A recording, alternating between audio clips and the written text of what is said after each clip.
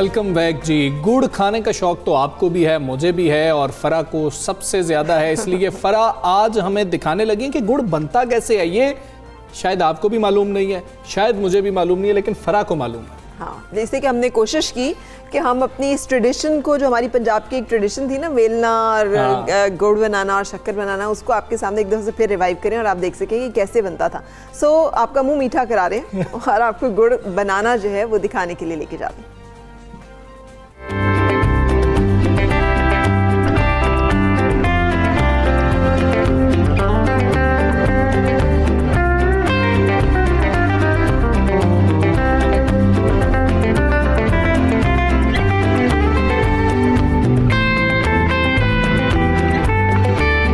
खुशामदीद। आज हम आपको लेकर आए हैं गुड़ की तैयारी दिखाने के लिए। पंजाब से और देही इलाकों से जो वाकिफ़ हैं उनके तो लिए प्रोसेस कुछ अनजाना नहीं होगा, लेकिन बहुत सारे ऐसे लोग जो कराची में हमें देख रहे हैं, मुल्क के दूसरे हिस्सों में, वहाँ पे आजकल ये जिसे कहना चाहिए ऑर्गेनिक शुगर, ब्राउन शुगर, जिसके हेल्थ बेनिफिट्स भी बहुत ज़्यादा बताए जाते हैं, वो कैसे बनती है शुगर, ये गन्ना जो गुड़ जो है कैसे बनता है, जिसे मोलेसिस भी कहते हैं, जिसके बहुत सारे अब हेल्थ बेनिफिट्स लोग गिनवाते हैं। कहते हैं कि इसमें आयरन की और सेलेनियम की एक बड़ी अच्छी मिकदार मौजूद होती है, जो कि सेहत के लिए बड़ी मुफीद है। बनता ये गन्ने से है, तो आपके सामने यहाँ पे देखिए गन्ने की जो एक है ना बड़ी तादाद ढेर की कर ली गई है। अच्छी बात इसकी ये है कि ये जैसे आपको एक एक्टिविटी, एक गहमा गहमी नज़र आ रही है, ये एक्टिविटी और गहमा गहमी जो है ये किसानों ने अपने खेतों में सजाई होती है, जैसे या ऐसी कोई एक जगह अलग मखसूस करके जहाँ पर ये पूरा सेटअप जो है ये लगाया जाता है। ये गन्ने से गुड़ बनने का और शक्कर बनने का मरहला क्या होता है, ये मैं आपको दिखाने के लिए लेकर आई हूँ। तो आए मेरे साथ, हम देखते हैं।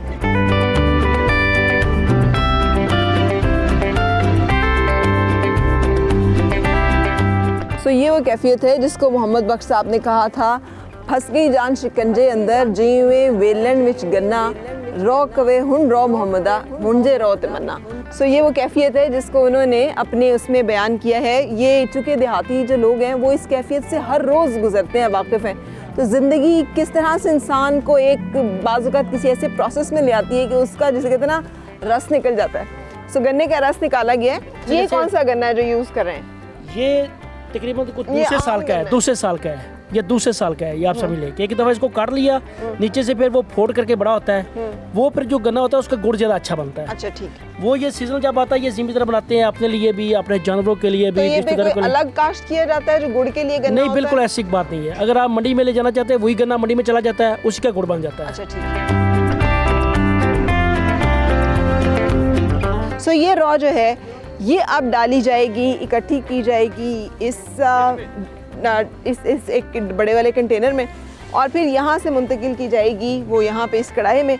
इस कढ़ाई में जो हमने एक रॉ भी डाली गई है पहले ही, उसके ऊपर मैल जमा हो चुकी है, और मेरा ख्याल है कि इसका प्रोसेस ही यही है कि यहाँ पर ये रॉ डाली जाती है, फिर उसके ऊपर से रॉ मैल इकट्ठी की जाती है।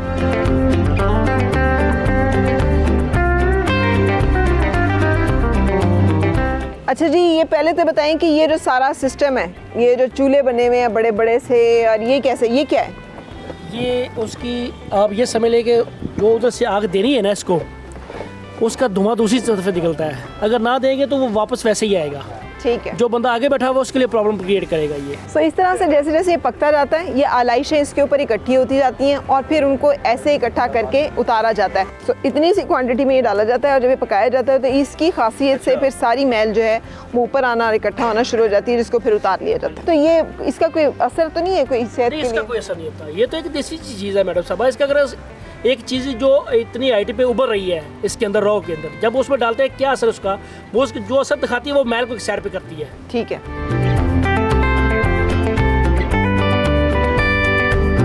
अच्छा जी, तो गुड़ जो है वो अब तकरीबन तैयार हो चुका है, बल्कि इस कितनी देर रहेगी इसकी मुकम्मल तैयार होने? ये जी 2-4 मिनट लगेगा। वो कैसे पता चलता है कि ये तैयार हो गया? ये उसे डालेंगे ना तो उसमें पता लग जाएगा, उसमें पता चल जाएगा। अच्छा, मुझे कहते हैं कि रंग काट डाला हुआ है या वो कब, वो इससे पिछली वाली स्टेज में डालते हैं यहाँ? नहीं, किसी में नहीं डालते। असं भिंडी का अनुसार करते हैं। क्या करते हैं? भिंडी का, जिसे आप खाते नहीं, हाँ, उसका। अच्छा। और कोई रंग काट पंजाबी में बना के देसी, ये मतलब खालिस है? हाँ, खालिस। इसमें कोई चीज़ नहीं डाली? कोई शहर नहीं डाली है। कोई ऐसी चीज़ नहीं है जो कि एक्स्ट्रा इसमें डाली? नहीं जी, नहीं। ये कितनी देर लग जाती है इस स्टेज पे आकर, मतलब जिसे कहते हैं पेसी निकलने में? 20 तो 25 मिनट लगती है। कॉन्सेप्ट है ना दही ज़िंदगी का, इसमें हर चीज़ यूज़ होती है। अब इसी गन्ने के जो रस हैं या इसी गन्ने के जो आक हैं उन्हीं को जलाया जा रहा है, वही यहाँ पर यूज़ हो रहे हैं एनर्जी के लिए या फिर ये आग जलाने के लिए। कोई भी चीज़ ज़ाया नहीं होती, हर एक चीज़ है ना जिसे कहते हैं ना रिन्यूएबल, या फिर वो जो आजकल एक नया कॉन्सेप्ट है रिसाइकलिंग का, तो वो मेरा ख्याल है देहात में हमें हर जगह नज़र आता है। हर एक चीज़ जो है वो यूज़ होती है, इस्तेमाल होती है, और यही इसकी कॉस्ट इफ़ेक्टिविटी है कि इसमें मतलब उन्हीं गन्ने के जो छिलके हैं उन्हीं से आग जल जाएगी, गन्ने के रस से गुड़ बन जाएगा, और फिर उसके बाद ये आप एक साल जो एक फसल है उससे अगली फसल आने तक घर में अपने घर का शक्कर या मीठा, जिसमें कोई ऐसी ऑर्गेनिक सारी चीज़ें हो, जिसमें मुज़र सेहत कोई चीज़ ना आपको पता आपके सामने तैयार हुई हो, तो आप किसी भी ऐसी जगह पे जाके ख़ुद भी तैयार करवा सकते हैं और बना भी सकते हैं और इसको एंजॉय भी कर सकते हैं। गाँव के मज़े हैं।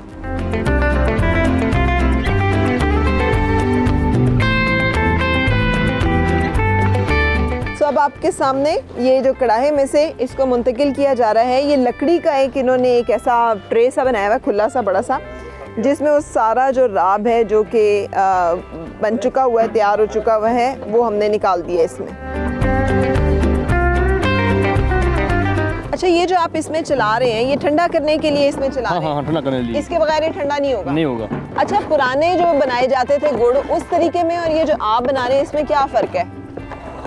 तरीका वो पुराना तरीका ही है। पुराना तरीका ये, बस सिर्फ इतना फ़र्क है कि थोड़ी थोड़ी टेक्नोलॉजी का इस्तेमाल हो गया। वो जो रॉ निकालते थे पहले उसमें बैल जोते होते थे, तो वेलना चलता था, अब वो ये कि वो मोटर सी है वो खुद ही चला ली है, ठीक है। और बाकी इसमें वही इसका रंग जो सफ़ेद है, तो ये सफ़ेद रंग और काले रंग के गुड़ में क्या फ़र्क होता है? सफ़ेद करने वास्ते ना रंग घट पाना पैंदा है, सोडा पाना पैंदा है, वो सफ़ेद हो जाता है।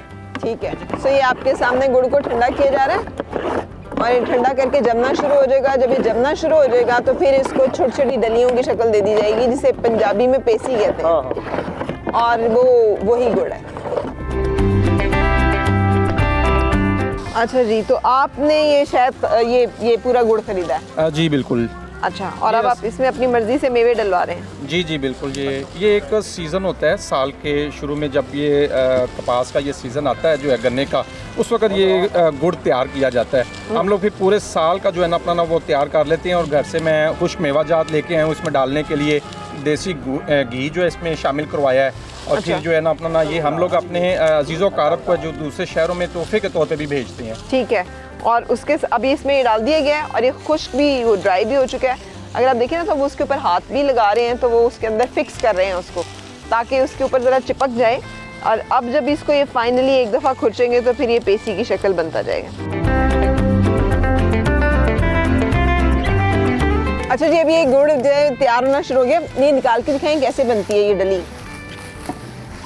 अब इस तरह से इसको ये एक एक करके उठाते जाते हैं और उसको हाथ से एक शेप देके ठंडा होने के लिए यहाँ पे लगाते जाते हैं। जब ये ठंडा हो जाएगा तो बस गुड़ तैयार है। कितनी देर में इसको ठंडा होने के लिए खुली हवा में रहने देते हैं? 10 से 15 मिनट सिर्फ। उसके बाद इकट्ठा करके रख लें तो जुड़ तो नहीं जाएगा? टूट तो नहीं जाएगा? नहीं नहीं जी, जुड़ता नहीं जुड़ता, नहीं टूटता, ठीक रहता है। हाँ जी, सही।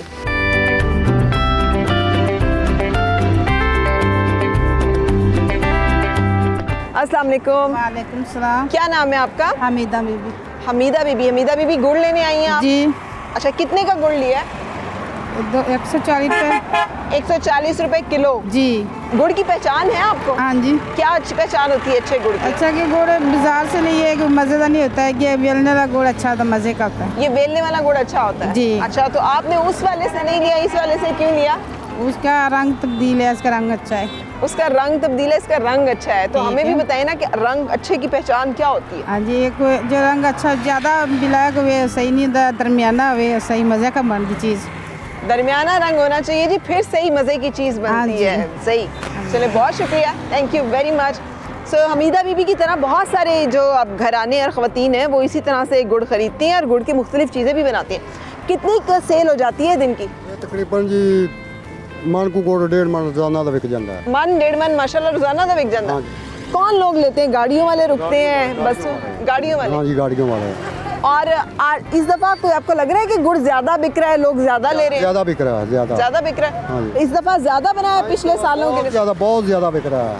इस दफ़ा ज़्यादा बनाया है हाँ जी बिल्कुल बहुत ज़्यादा बनाया है, और बिक भी ज़्यादा रहा बिक भी ज़्यादा रहा है। है। बिल्कुल सही। सो ये आपके सामने एक सूरत हाल है। सिर्फ ये नहीं, आप पंजाब के किसी भी देही इलाके की तरफ चले जाएं तो मैंने जा बजा देखा है कि रोड के ऊपर इसी तरह से लोगों ने वेलने लगाए हुए हैं और गुड़ बनाया जा रहा है और गुड़ इस तरह से बिक भी रहा है।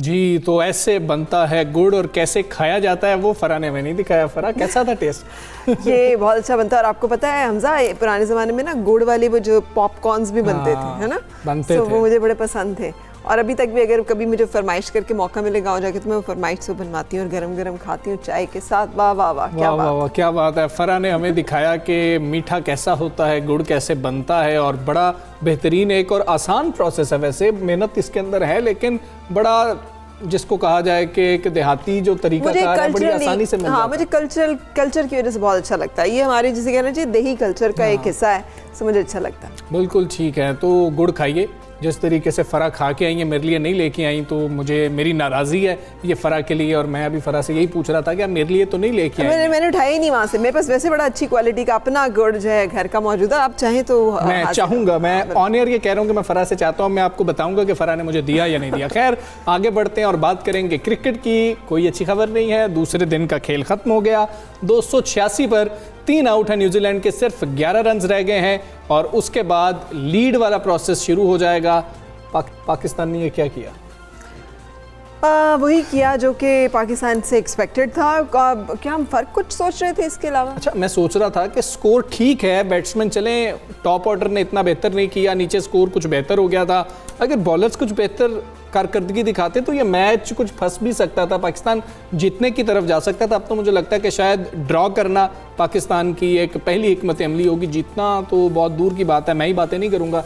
इरफान हमारे साथ मौजूद है, इरफान ज़हीर स्पोर्ट्स एंकर हैं स्प्लिस टाउन से बात करते हैं। अस्सलाम वालेकुम, गुड मॉर्निंग। किसके सर इल्ज़ाम दें? बॉलिंग कर होना रहे कि बैटिंग की बात करें? बड़ी लंबी लिस्ट है जी, इसके लिए तो बड़ा टॉप से बॉटम तक आना पड़ेगा। सबसे पहले तो आई थिंक सो कि ये ब्लेम जाता है मैनेजमेंट को। अच्छा, जो हमने लास्ट टाइम भी बात की थी कि बड़ी एक ही स्टैटिक अप्रोच के साथ वो जाते हैं और वो पेनिट्रेट करते हुए प्लेयर्स में आती हैं। इसमें हम अक्सर बात करते हैं प्लेयर्स डेवलपमेंट के हवाले से कि प्लेयर मेंटली स्ट्रॉन्ग नहीं है, क्यों परफॉर्म नहीं करते। 2 साल से हमने कोई अवे सीरीज़ फॉरेन टूर नहीं जीता, कोई सीरीज़ हम नहीं जीत पाए। लास्ट हमने आयरलैंड से जीती थी, उसके बाद कोई सीरीज़ नहीं जीती। रीज़न क्या होती है कि जब आपकी टीम परफॉर्म नहीं कर रही होती तो इंडिविजुअल परफॉर्मेंस आती है और वो आती क्या है, सर्वाइवल के लिए। ठीक है ना। अभी जैसे देखें कि हम पहला जो टेस्ट मैच था ऑलमोस्ट बचा गए थे, हुआ क्या, एकदम लास्ट सेशन के अंदर कोलैप्स कर गए। एग्जैक्टली। लड़के रिलैक्स हुए कि हमने इतना स्कोर कर लिया है। फवाद आलम की भी माइंड में ये हो सकता है, मैं उनकी नीयत पे शक नहीं कर रहा कि जी वो पाकिस्तान को क्या बचाना नहीं चाह रहे थे, बट टेंडेंसी क्या आ जाती है फिर, ये ह्यूमन साइकी है जो अगर आप मेंटली स्ट्रांग नहीं होते तो आपको लगता है मैंने तो इतना स्कोर कर लिया कि आई एम सिक्योर। ठीक है, तो वो भी कोलैप्स कर गए, रिजवान भी आउट हो गए, बाकी जो टेल थी वो भी परफॉर्म नहीं कर पाई। तो जब आप इस स्टेट ऑफ माइंड के साथ क्रिकेट खेलेंगे, इधर आता है कोचिज़ का रोल। वैसे तो इस लेवल के ऊपर आके कोचिज़ का और क्या रोल है, लड़का जो इंटरनेशनल स्टैंडर्ड पे आके परफॉर्म कर रहा है उसको ज़रूरत नहीं है कि आपकी दूसरी चीज़ों की आप डिक्टेट करें। इधर कोच का काम क्या होता है कि खड़ा करना प्लेयर को बनाना। तो अनफॉर्चुनेटली ये चीज़ हमें नज़र ही नहीं आ रही कि आप लड़कों को छोड़ देते हो जी जाए आप खेलें, और अगर कुछ परफॉर्मेंस में नज़र आ रहा हो ना तो हम कहें कि कोचेस कुछ काम कर रहे हैं। सबसे ज़्यादा हम सफ़र कर रहे हैं बॉलिंग के अंदर। पाकिस्तानी टीम की शुरू से जो एंटिटी रही है वो बॉलिंग रही है कि हमारी रिकग्निशन ही बॉलिंग की वजह से कि हम पाकिस्तान हमेशा बॉलिंग से मैच जीता था। बट लास्ट 2 ईयर से आप मुझे शायद ही आपको कोई मैच याद आएगा कि पाकिस्तानी टीम बॉलिंग की वजह से जीती है। चैंपियंस ट्रॉफी का एक मैच जिसमें आमिर ने किया और अब आमिर के साथ जो हो रहा है उसमें भी आल्दो के स्कोर बहुत ज़्यादा हो गया था, बड़ा हो गया था, तो उसमें शायद के मार्जिन हम दे सकते हैं। बट डिस्पाइट ऑफ इट हमें कोई मैच याद नहीं आ रहा कि हमारी बॉलिंग ने जिताया हो। पहले अभी अब्बास की बात करते हैं, सिर्फ प्योरली टेस्ट मैच खेलते हैं, 2 साल से पेस कंटिन्यूसली उनका ड्रॉप होता जा रहा है। इतने ज़्यादा मल्टीपल कोचेस आपके होने के बावजूद अगर आपका बॉलर 120-125 के अंदर बॉल कर रहा है तो उसका तो नसीम शाह की पेस को क्या जी मैं दूसरा उसकी तरफ आने लगा था कि आपने 17 साल का लड़का इंडक्ट किया, आपके पास सुहेल खान थे और मल्टीपल लड़के थे, आपने सबको साइडलाइन करके एक लड़के को चांस दिया।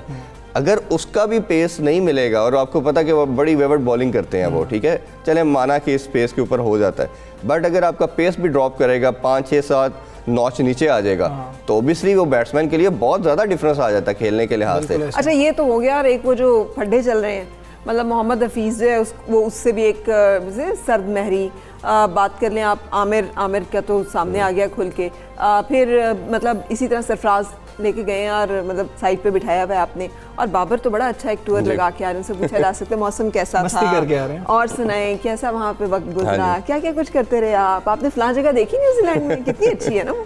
देखिए ना, यही अब अप्रोच आपकी होगी कि आप कुछ सीनियर प्लेयर्स को रिस्पेक्ट नहीं देंगे जिन्होंने आपको परफॉर्म करके दिया हुआ है, और किसी एक आधी परफॉर्मेंस के ऊपर आप लड़के को 2-2 साल खिलाएंगे ना, तो इवेंचुअली रिजल्ट इसी तरह का आपको देखने को मिलेगा।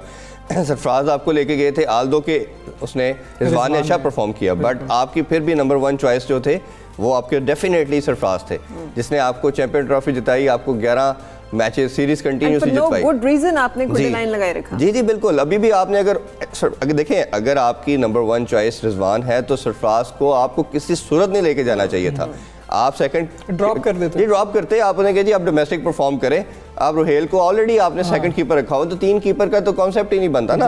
आपके पास बैकअप कीपर भी उधर मौजूद था, तो ये एक बहुत बड़ी ज़्यादती है, और यही आपको इफेक्ट आ रहा है। और जो मेन हम सफ़र कर रहे हैं टेस्ट मैचेस के अंदर, आपके टॉप 3 बैट्समैन परफॉर्म नहीं कर रहे, ठीक है ना। अब जैसे न्यूजीलैंड के पहले टेस्ट में देखा, किसी भी टीम का आप टेस्ट मैच देख लें, आपके टॉप 5 में से 3 बैट्समैन मस्ट परफॉर्म करते हैं, फिर आप टेस्ट मैच जीतते हो।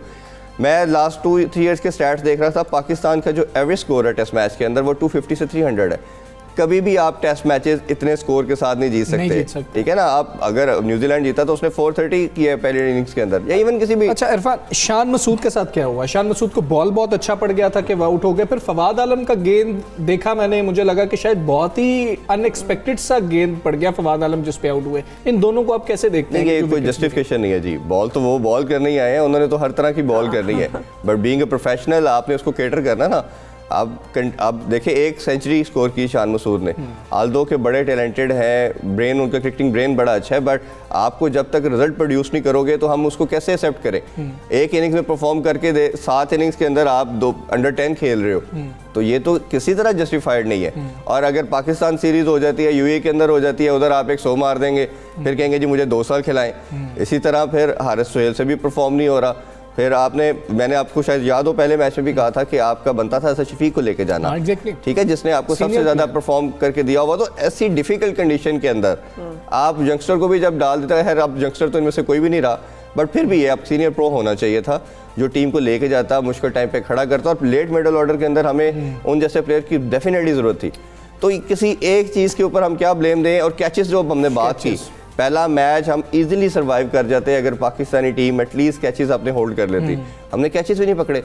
तो जब आपकी कोई भी चीज़ ठीक ना हो रही हो, दो चीज़ों को रिस्पॉन्ड कर दें। जफर गौहर 55 ओवर हो गए थे, सिर्फ 2 ओवर्स किए थे, जफर को खिलाया गया यासिर शाह की जगह। ये फैसला कैसा था? खैर उन्होंने 34 रन स्कोर किए, लेकिन वो उनका काम उस तरीके से नहीं था जो बॉलिंग उनका काम था। दूसरा, पाकिस्तान ये मैच बचा रहा है, ड्रॉ की तरफ जा रहा है या हार रहा है? आप क्या प्रेडिक्ट करें? देखिए जफर गौहर की जहाँ तक बात है, ऑब्वियसली आप इनको साथ पहले काशिफ भट्टी को लेके गए थे इंग्लैंड, आपने नहीं खिलाया, पूरा टूर सैर करवा के जैसे मैम कह रही है लेके आते हैं, तो इनको भी डर यही था कि इनका भी पूरा अच्छा टूर रहेगा, लेकिन अच्छा किया कि खिला दिया। आपका जब यासिर शाह परफॉर्म ही नहीं कर रहा तो डेफिनेटली नए लड़के का चांस बनता है। बॉलिंग खिला के बॉलिंग ना करवाना ये बहुत बड़ी ज्यादती है, ये भी एक प्लेयर को खराब करने वाली चीज़ है कि आप उसको लेके जा रहे हो और बॉलिंग नहीं करवा रहे हैं, एंड में कहेंगे जी देखिए जी वो लेके गए थे परफॉर्म नहीं, भाई आपने उसको चांस तो दे। इसी तरह जो दूसरा क्वेश्चन था आपका प्रेडिक्ट, इस मैच के हवाले से आपके पास ऑप्शन ही नहीं बचती इधर से तो कम बैक करना। अब मैंने आपको शुरू में बताया था कि न्यूजीलैंड जो टीम है अपने कंट्री के अंदर आपको वापस नहीं आने देती, वो आप पे इतनी एग्रेसिव क्रिकेट खेलेगी, चाहे टेस्ट मैच हो या T20 हो, और आपको भी अटैकिंग क्रिकेट खेलनी पड़ेगी। बट अनफॉर्चुनेटली हमारी वो इंटेंट भी नज़र नहीं आई, अप्रोच भी नज़र नहीं आई, जिसका रिजल्ट हमें नज़र आ रहा है। तो अगर बचा जाते हैं, ड्रॉ भी कर जाते हैं, तो ये बहुत बड़ी बात, ड्रॉ भी कर जाते हैं तो बड़ी कामयाबी होगी। मुझे तो इस सारी कहानी से ना मुझे इरफान मुझे तो वो याद आ गया ना, था कुछ तो खुदा था, ना होता कुछ तो खुदा होता, डुबोया मुझको होने ना होता मैं तो क्या, ना होता मैं तो क्या होता। मतलब समझ नहीं आ रही कि पाकिस्तान क्रिकेट टीम जो है होप फॉर बेस्ट, अल्लाह ताला करे कि सब कुछ सही। जी थैंक यू, आप आए इरफान, और हम उम्मीद करते हैं कि कुछ ड्रॉ की तरफ ही चले जाएंगे। खैर इजाजत चाहेंगे, अल्लाह हाफिज़।